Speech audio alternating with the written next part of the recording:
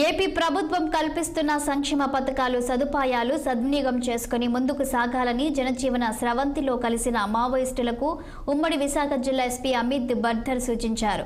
వ్యక్తిగతంగా అభివృద్ధి చెందాలని, తమ కుటుంబంలో ఎలాంటి సమస్య లేకుండా వ్యవహరించాలని ఎస్పీ పిలుపునిచ్చారు. లొంగిపోయిన మావోయిస్టులకు ప్రభుత్వ పరంగా రావాల్సిన అన్ని రాయితీలు సకాలంలో అందేలా చర్యలు తీసుకున్నట్లు పేర్కొన్నారు. మావోయిస్టు పార్టీ నుండి బయటకు వచ్చి జనజీవన స్రవంతిలో కలవాలి అనుకునేవారు స్వచ్ఛందంగా గాని బంధుమిత్రుల ద్వారా గాని పోలీసులను సంప్రదించాలని కోరారు ఎస్పీ అమిత్ బర్ధర్.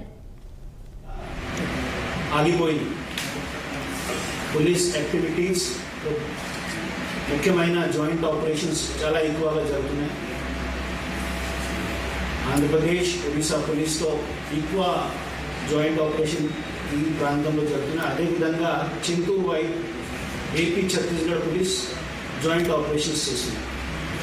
సో ఈ ట్రై జంక్షన్స్లో కానీ ఆర్ మల్కాన్గిరి ఏఎస్ఆర్ జిల్లా బార్డర్స్లో ఉండే వాళ్ళు ప్రజలకి ఎప్పుడు వెళ్ళిపోయినా